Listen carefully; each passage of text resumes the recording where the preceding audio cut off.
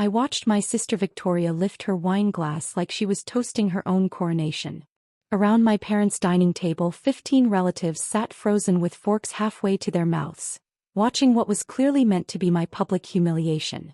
Grandmother's will was very clear, Victoria continued, her voice carrying that particular blend of sympathy and satisfaction that only comes from winning something you didn't earn.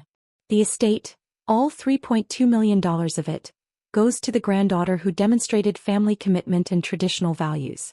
That's me, obviously. My father, Richard Carter, nodded with approval.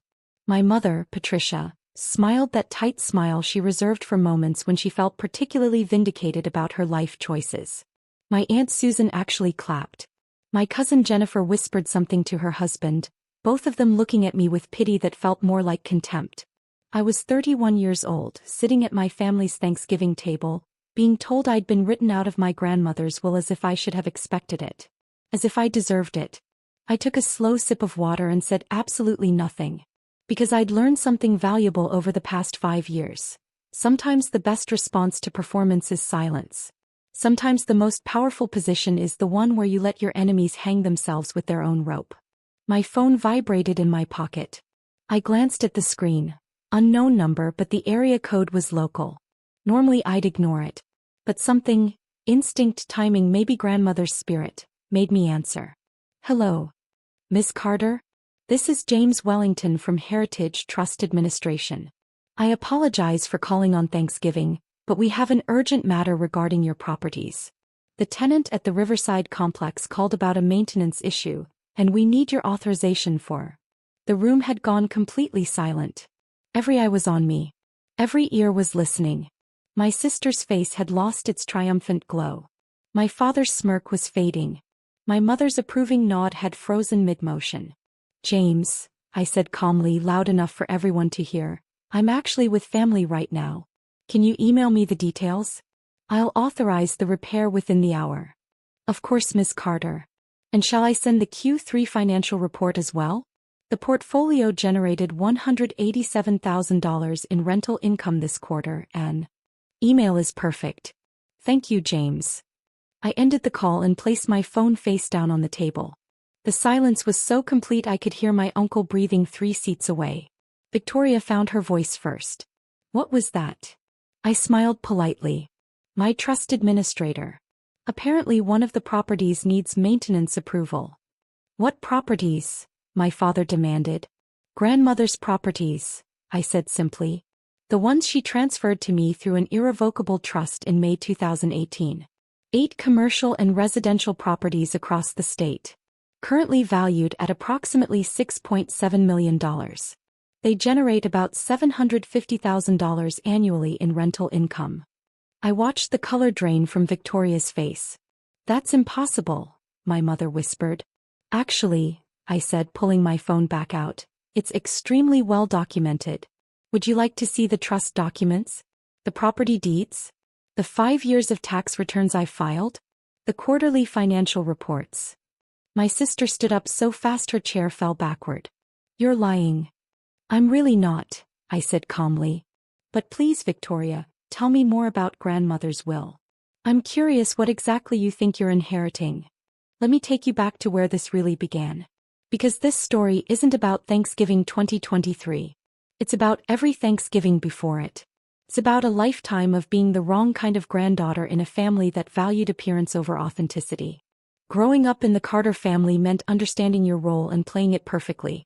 Victoria understood this instinctively. I never did. Victoria was everything our family valued. Beautiful in the conventional way, charming in social situations, married young to a successful lawyer, produced 2 photogenic children on schedule, stayed home to raise them, joined the right clubs, volunteered for the right charities, and most importantly, never questioned the family's values or expectations. I was her opposite in almost every way that mattered to our parents. I went to graduate school for urban planning instead of getting married. I worked for the City Housing Authority making $54,000 a year while Victoria's husband made partner at his firm. I wore practical clothes instead of designer labels. I asked uncomfortable questions at family dinners about gentrification and housing inequality. I dated people my parents didn't approve of. I lived in a modest apartment instead of a showcase house in the suburbs. Jordan's still finding herself. My mother would tell her friends, her voice tight with disappointment. Not everyone can be as naturally graceful as Victoria. The truth was simpler. I'd chosen substance over style, and in my family that was an unforgivable sin. But there was one person who never made me feel like a disappointment. One person who saw my choices as strength rather than failure. My grandmother, Eleanor Carter. Grandmother Eleanor was the black sheep origin story no one in our family liked to discuss. She'd built her real estate portfolio from nothing in the 1970s and 80s, buying rundown properties, renovating them herself, renting to people others wouldn't touch. She'd divorced my grandfather when divorce was still scandalous. She'd lived on her own terms and built something real. By the time I was old enough to understand, she owned 8 properties. 2 small apartment buildings, 3 commercial spaces, 2 single-family rentals and 1 mixed-use building. Not flashy but solid. Properties that generated consistent income and served real community needs. My parents had spent decades trying to convince her to sell everything and simplify. What they really meant was, give us the money now so we can enjoy it. Grandmother refused. She liked being a landlord. She liked the work. She liked the independence. And she was watching. Always watching. She saw how Victoria's family commitment meant showing up to family events but never calling grandmother privately.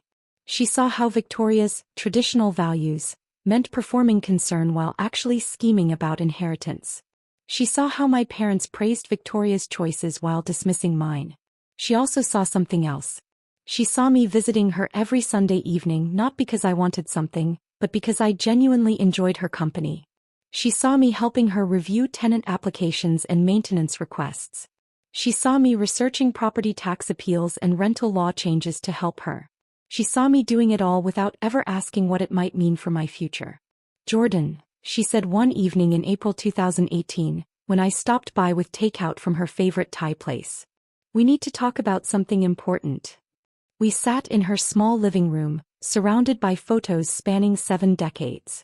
She pulled out a folder thick with legal documents. I've been doing some estate planning, she began. And I've realized something. Your parents and Victoria see my properties as dollar signs waiting to be converted to cash. You see them as homes and businesses that serve real people. Grandmother. Let me finish. Her voice was gentle but firm. I'm creating an irrevocable trust. All 8 properties will transfer to you effective immediately. I'll retain a life estate, meaning I'll continue managing them and receiving income until I die. But legally, starting next month, you'll own them all. I couldn't breathe. But, Victoria, Mom and Dad, they expect to liquidate everything and split the cash, she interrupted. They're already planning how to spend it. Victoria's talking about a vacation home in Aspen. Your father wants a boat. They see my life's work as their inheritance windfall. She leaned forward. But Jordan, these properties represent something more important than money. They're affordable housing in neighborhoods that desperately need it. They're small businesses run by immigrant families trying to build something. They're part of the community fabric. If I leave them to your parents or Victoria in my will, they'll sell everything within 6 months. They'll displace the tenants I've protected for decades. They'll destroy what I've built. Why not just give them cash and keep the properties? Because I don't have cash, she said bluntly. I'm property rich and cash poor. Always have been.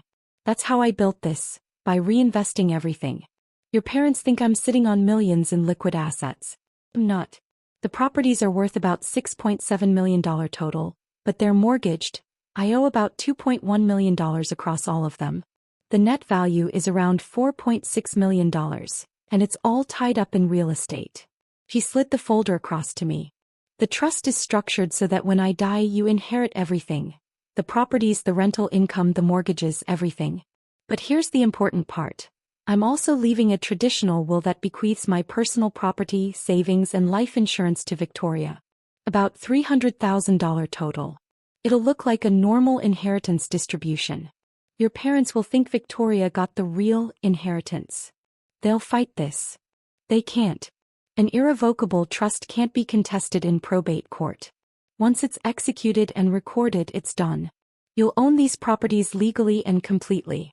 The only thing that would void it is if someone could prove I lacked mental capacity when I signed it, which is why I'm having a full neurological evaluation next week to establish my complete competence. I stared at the documents, trying to process the magnitude of what she was offering. This is your life's work. Exactly. And I'm trusting you to continue it. Not to cash out and walk away, but to maintain these properties, protect these tenants, serve this community. Can you do that? Yes, I said without hesitation. I will. I promise. Good. She smiled. Then let's make it official. We sign everything next month. Jordan, don't tell your parents. Don't tell Victoria. Let them think they're getting everything. When the time comes, you'll have the legal documentation you need. Until then, she squeezed my hand. Keep being exactly who you are. Keep asking the uncomfortable questions. Keep choosing substance over style. That's why you're the one I trust. From May 2018 forward, I was secretly the owner of 8 properties worth $6.7 million. Grandmother retained her life estate and continued managing everything, but legally I owned it all. The trust was recorded with the county. The property deeds were transferred. Everything was completely legal and completely documented. And I told no one. I continued working at the City Housing Authority. I continued living in my modest apartment. I continued showing up to family dinners where my parents compared me unfavorably to Victoria. I continued being the family disappointment who hadn't figured out her life yet. But I was learning. Grandmother taught me everything. Tenant relations, maintenance coordination, property management, tax strategies, long-term planning. Every Sunday we'd review financials, discuss tenant issues, plan renovations. She was preparing me to take over completely. The mortgages are intentional, she explained one evening. Leverage lets you control more property with less capital. These properties generate about $750,000 annually in gross rental income. After expenses, debt service, taxes, and maintenance, the net income is around $240,000 per year. That's a 5.2% cap rate on a $4.6 million net portfolio. Solid, sustainable, not flashy. That's how you build generational wealth. Slowly, steadily, serving real needs. I absorbed everything. I studied property law. I got my real estate license. I took courses in commercial property management and landlord-tenant law. That $54,000 city salary? It became my spending money. My real financial education was happening every Sunday evening with grandmother Eleanor. And I watched my family. Victoria and her husband bought a house they couldn't quite afford, banking on the inheritance. My parents refinanced their home, planning to pay it off with their share of grandmother's millions. My Uncle Richard started researching boat dealers. My Aunt Susan talked about retiring early. They were all counting money that didn't exist the way they imagined it. They were all assuming grandmother's properties were liquid assets waiting to be divided. They were all wrong. In October 2022, grandmother had a stroke. Not severe but enough to slow her down. He transferred full management authority to me. I hired a professional property management company, Heritage Trust Administration, to handle day-to-day operations while I made strategic decisions. The transition was seamless because I'd been training for it for 4 years. Grandmother recovered mostly but never quite returned to her old energy. She moved to an assisted living facility in March 2023. Her mind stayed sharp but her body was tired. "You're ready," she told me during one of my visits. "You've been ready for a year now. When I'm gone, you'll know exactly what to do." "I'm not ready to lose you," I said, my voice breaking. "You're not losing me, sweetheart. I'm just making sure you have what you need to continue the work. That's what legacy actually means. Not money sitting in a bank account, but work that continues, values that persist, purpose that outlives the person who started it." She passed away in her sleep on October 15, 2023, exactly 1 month before Thanksgiving. The funeral was everything you'd expect from the Carter family. Dignified, well-attended, emotionally restrained. Victoria cried prettily into a lace handkerchief. My parents accepted condolences with appropriate gravitas. Everyone performed grief rather than feeling it. I stood quietly in the back and remembered the woman who'd taught me that real wealth isn't measured in dollars but in impact. Who'd shown me that true success isn't about impressing people but about serving them. Who'd trusted me with her life's work when everyone else saw me as a disappointment. The day after the funeral, my mother called. "We're meeting with the estate attorney tomorrow," she announced. 2 p.m. Victoria will be reading grandmother's will. "We'll discuss distribution." "I'll be there," I said. "Good. Jordan, I want you to understand. Grandmother loved you, but she was realistic about capabilities. Victoria has the stability, the family structure, the judgment to handle this kind of inheritance. You understand, don't you?" "I understand perfectly," I said, which was true. I understood that they'd already decided who deserved what based on whose choices they approved of. I understood that they saw grandmother's properties as their retirement fund. I understood that they had absolutely no idea what was coming. The estate meeting happened in the attorney's office. A man named Harold Pemberton who'd apparently drafted grandmother's will. He looked uncomfortable as Victoria read aloud from the document. "I bequeath to my beloved granddaughter Victoria Carter Thompson all of my personal property, jewelry, furniture, and the sum of $300,000 from my life insurance policy and savings accounts." Victoria smiled triumphantly. My parents looked pleased. This was the moment they'd been waiting for. "And the properties?" my father asked eagerly. Harold Pemberton cleared his throat. "Mr. Carter, there's something important you need to understand. The properties aren't part of the probate estate." The room went very still. "What do you mean?" my mother demanded. "I mean they were transferred out of Mrs. Carter's ownership in May 2018 through an irrevocable trust. They're not available for distribution through the will because Mrs. Carter didn't own them when she died. She transferred them 5 years ago." Victoria's face went white. "Transferred to whom?" "To Jordan Carter," Harold said quietly. "All 8 properties.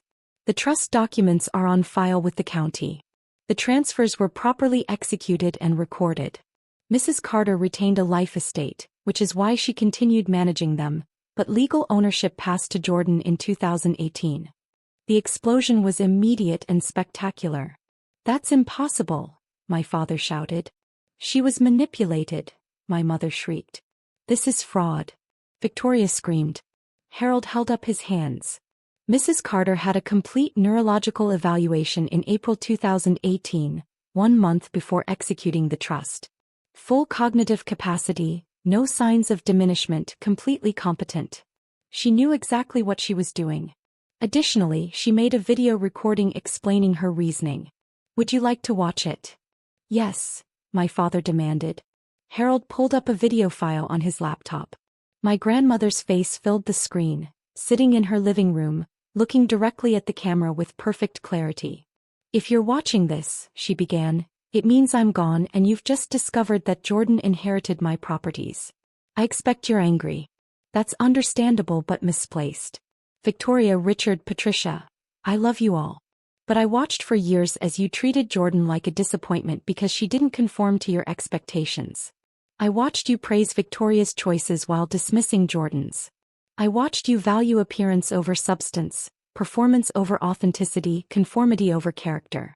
Jordan visited me every week for years. Not because she wanted something but because she cared. She helped me manage the properties without ever asking about inheritance. She chose meaningful work over lucrative work. She chose purpose over profit. Those are the qualities that matter when you're trusting someone with your life's work. These properties aren't just assets. They're affordable housing for families who need it. They're small businesses serving immigrant communities. They're part of the fabric of neighborhoods I've served for 40 years. Victoria would sell them within months. You all would. You'd convert them to cash and spend it on vacation homes and boats and early retirement.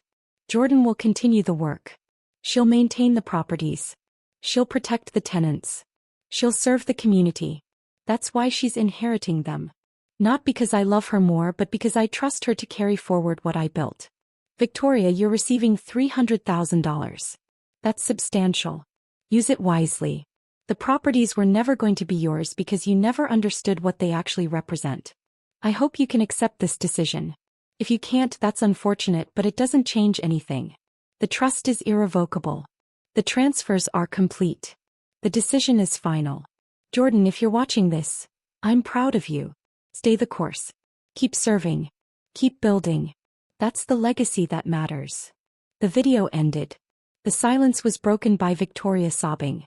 Not pretty tears this time. Real tears of shock and rage and disbelief. My mother turned to me, her face twisted with fury.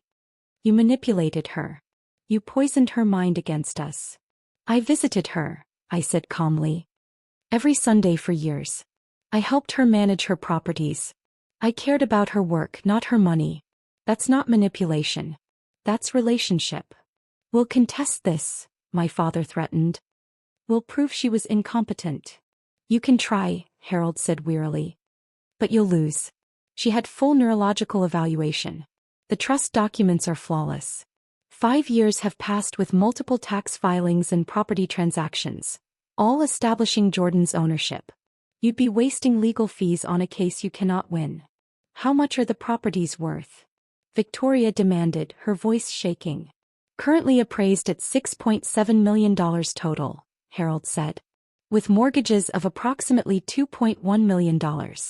Net equity around $4.6 million.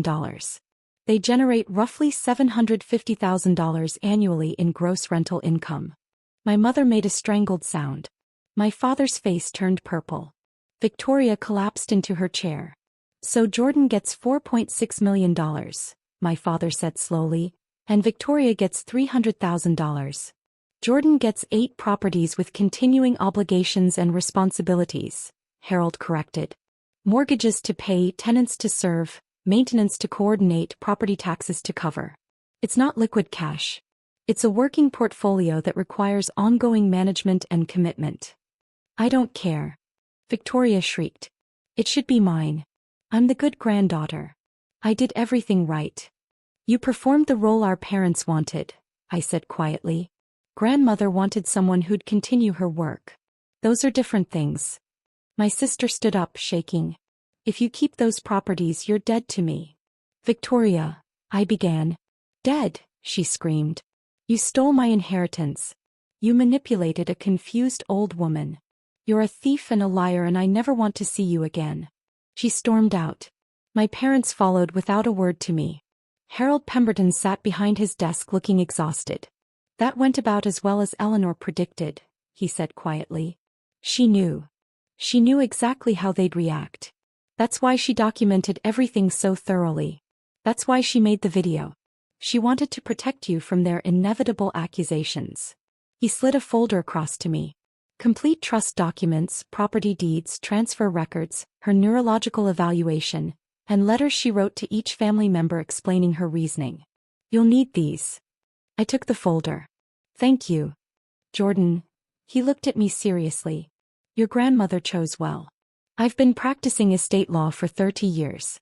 I've seen a lot of inheritance battles. What you received isn't just money.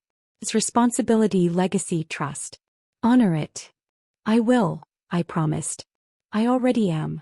Which brings us back to Thanksgiving, 3 weeks after that disastrous estate meeting. I honestly hadn't planned to attend. But my mother had called, her voice stiff with forced civility, and said, "Family tradition continues. We're having Thanksgiving dinner. You're expected." I should have declined. But some part of me, the part that still hoped for basic human decency from my family, thought maybe enough time had passed. Maybe they'd accepted reality. Maybe we could at least be civil. I was wrong. I arrived at my parents' house at 2 p.m., carrying a homemade pumpkin pie and zero expectations. The moment I walked in, I felt the hostility. Conversations stopped. People stared. My Aunt Susan actually whispered to my uncle. Victoria was there with her husband and children, looking triumphant in a way that should have warned me. Dinner was tense and silent until the moment Victoria stood up with her wine glass and announced, "You're not even mentioned in the will. The $3.2 million estate is all mine." She'd clearly been planning this. The theatrical announcement. The public humiliation. The family witnessing my supposed shame. My father smirked. My mother nodded approvingly. And that's when my phone rang. James Wellington from Heritage Trust Administration, calling about a maintenance issue at one of my properties. A legitimate business call on a holiday, apologetic but necessary. The timing was perfect. Divine intervention maybe. Or just grandmother's spirit making sure I had the validation I needed at exactly the right moment. I took the call on speaker. "Miss Carter? This is James Wellington from Heritage Trust Administration." The room went silent as everyone listened to him discuss my properties, my authorization needs, my quarterly rental income of $187,000. When I hung up, the silence was absolute. What was that? Victoria demanded, her triumphant expression crumbling. I explained calmly about the trust, the properties, the 5-year ownership history. I watched realization dawn on faces around the table. I saw understanding replace assumption. My cousin Jennifer pulled out her phone and started searching public property records. "Oh my God," she whispered. "It's all true. Jordan Carter listed as owner on 8 different properties. Transfer dates all May 2018. My Uncle Richard looked at my father. "You didn't know?" "She manipulated Mother," my father insisted, but his voice lacked conviction. "I visited her every Sunday," I said simply. "I helped her. I cared about her work. She trusted me to continue it. That's not manipulation. That's relationship." Victoria was crying now, real tears of shock and fury. "But the will said $3.2 million. The will bequeathed you $300,000 in cash and personal property," I corrected gently. "Grandmother's estate, meaning the assets she owned when she died, was worth about $300,000. The properties weren't part of her estate because she didn't own them anymore. She transferred them to me 5 years ago." "You lied to us," my mother shrieked. "I never lied," I said calmly. "I just never told you. There's a difference. Grandmother asked me not to tell anyone. She wanted you to reveal your true expectations and motivations. She was right to worry. You've spent years planning how to spend money you never had any right to." My father stood up. "Get out of my house." "Gladly." I picked up my purse and coat. "But before I go, I want you all to understand something. Grandmother didn't choose me because she loved me more. She chose me because she trusted me to continue her work, to maintain affordable housing, to protect tenants, to serve the community. She knew Victoria would sell everything within 6 months. She was right. I would have managed them." Victoria protested. "You can't even manage your own household budget," I said quietly. "You're already in credit card debt, planning to pay it off with inheritance money. Grandmother knew. She saw everything. She chose accordingly." I walked to the door, then turned back. "I'm grateful for one thing from this family. You showed me exactly who not to be. You taught me that appearance without substance is empty. That wealth without purpose is meaningless. That approval bought through conformity isn't worth having. Grandmother saw those same lessons. That's why her legacy is with someone who'll honor it." I walked out to the sound of my sister sobbing and my parents arguing. I got in my car, still the same practical Honda, and drove to the property I'd been visiting before dinner. The Riverside apartment complex. 24 units. Affordable housing in a neighborhood that desperately needed it. I'd authorized the maintenance James called about. A furnace replacement for an elderly tenant. Cost $3,800. I approved it without hesitation because that's what the work requires. I sat in my car for a moment looking at the building. Lights glowing in windows. Families inside celebrating Thanksgiving in homes they could afford because grandmother, and now I, chose service over profit. My phone buzzed. A text from my cousin Jennifer. "What they did was wrong. I'm sorry. Can we talk?" Maybe not everyone in my family was lost. Maybe some relationships could be salvaged. But it would have to be on new terms. Honesty, respect, authenticity. I texted back. "Coffee next week? Your choice where."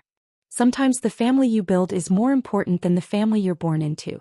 Sometimes walking away is the only way to honor who you really are. Grandmother Eleanor taught me that. Her legacy isn't measured in dollars. It's measured in families housed, businesses supported, communities served, and values lived rather than performed. That's the inheritance that actually matters. The holidays passed. My family's anger didn't diminish. It calcified into permanent estrangement. My parents refused all contact. Victoria blocked me on everything. Family friends took sides, most of them siding with my parents because that's where their social connections lived. But something unexpected happened. The family members who actually knew grandmother, her neighbors, her tenants, her longtime friends, reached out to me with support and validation. "She talked about you constantly," one of her former tenants told me. "Said you were the only one who understood what she built. We're glad it's you." 3 of my cousins from my father's side, the ones who'd always been a bit outside the inner circle themselves, reached out independently. They'd been researching property records, talking to estate attorneys, trying to understand what happened. They all reached the same conclusion: grandmother made the right choice. Jennifer became a genuine friend. She'd always been close to Victoria, but watching the Thanksgiving meltdown had opened her eyes to dynamics she'd previously ignored. "I've been thinking about my own life," she told me over coffee in December. "How much of it is performance versus authenticity? How much I do for approval versus fulfillment? Watching you stand firm, it made me question everything." The legal challenges never materialized. Despite my father's threats, no attorney would take a case against an ironclad irrevocable trust executed 5 years ago with full documentation of competency. Victoria's lawyer advised her that pursuing legal action would cost $50,000 plus in fees with zero chance of success. By January 2024, my parents' anger had shifted to cold silence. No more threats. No more accusations. Just complete erasure of my existence from their lives. I was okay with that. More than okay. Free. I threw myself into the work grandmother had trusted me with. The 8 properties weren't just assets. They were responsibilities, communities, lives affected by every decision I made. The Riverside complex needed more than a furnace. I invested $120,000 in comprehensive updates, new HVAC systems, updated electrical, roof repairs, fresh paint, modernized common areas. I raised rents modestly, $50–$75 per unit, still far below market rate, but enough to cover the improvements and maintain financial sustainability. One tenant, Maria Rodriguez, had lived there for 12 years. She ran a small house-cleaning business and had been terrified that new ownership would mean displacement. "Your grandmother promised me I could stay as long as I paid rent on time," she told me nervously when I introduced myself. She knew I couldn't afford market rates. "That promise continues," I assured her. "My goal is maintaining stable, affordable housing. You've been a responsible tenant for 12 years. Your rent increases will be modest and predictable. You're not going anywhere unless you choose to." She cried. "Your grandmother was a blessing. I see you are too." That's what grandmother understood that my family never would. Real wealth isn't about maximum profit extraction. It's about sustainable value creation. It's about serving real needs while building something that lasts. By March 2024, I'd quit my city housing authority job. Not because the work wasn't meaningful, but because I could have more impact managing the properties directly. The portfolio generated enough income to pay me a reasonable salary while maintaining the properties and saving for future investments. I also established something new: the Eleanor Carter Community Fund. 10% of net rental income, roughly $24,000 annually, went into a fund providing emergency assistance to tenants facing temporary hardship. Lost job? Medical emergency? Unexpected expense? The fund could provide 1 month's rent to prevent eviction and homelessness. It's what grandmother would have done. It's what the work requires. In April 2024, I received an unexpected call from Victoria's husband, David. "Jordan, we need to talk. Privately." Without Victoria knowing. We met at a coffee shop far from either of our neighborhoods. David looked exhausted, 10 years older than the last time I'd seen him. "Victoria's in serious financial trouble," he said without preamble. "I just found out she's $340,000 in debt. Credit cards, personal loans, a second mortgage I didn't know about. She spent 3 years assuming she'd inherit millions. She bought things we couldn't afford, promised our kids private schools we can't sustain, committed to a lifestyle we can't maintain." "David, I'm sorry, but—" "I'm not asking for money," he interrupted. "I'm telling you this because grandmother was right. Victoria would have destroyed those properties within a year. She would have sold everything, spent the money, and had nothing to show for it. You were the right choice." He pulled out his phone and showed me screenshots. Victoria had been planning the property liquidation in detail: which real estate agents to use, how to structure the sales, what to buy with the proceeds. An Aspen vacation home. Private school tuition. A new Mercedes. European vacation. Country club membership. "She'd been planning this for 5 years," David said quietly. "Every family dinner, every holiday, she was calculating her inheritance and spending it in her mind. When grandmother chose you instead, it broke something in her. She's been spiraling since Thanksgiving. The debt is crushing us. We're probably going to lose the house." What do you need from me? I asked carefully. Nothing except understanding that grandmother's decisions saved those properties from destruction. Victoria wasn't ready for that responsibility. Maybe she'll never be. But you are. Keep doing what you're doing. Honor Eleanor's legacy. He stood to leave, then paused. And Jordan, thank you for not gloating.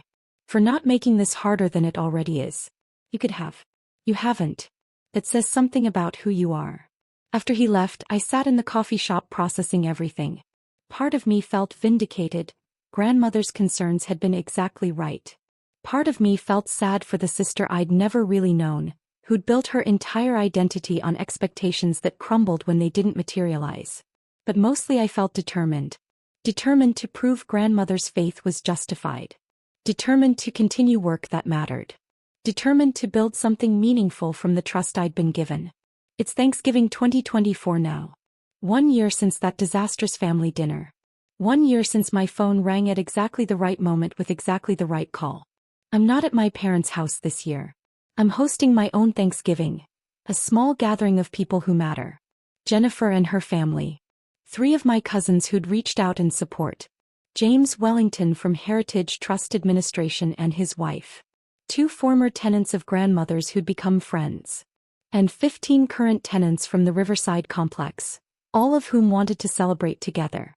We filled the community room I'd renovated at Riverside. Everyone brought dishes. Kids ran around playing. People told stories about grandmother Eleanor, about affordable housing struggles, about community resilience. Maria Rodriguez gave a toast to Jordan Carter, who continues Eleanor's work.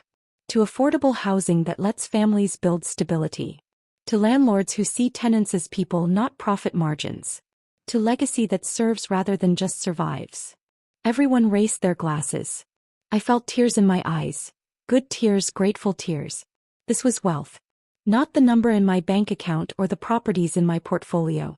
This community. Purpose. Work that mattered. Legacy honored. My phone buzzed. A text from my mother. When you're ready to apologize and return what you manipulated Eleanor into giving you, we might consider reconciliation. I deleted it without responding. Some people never learn. Some people never will.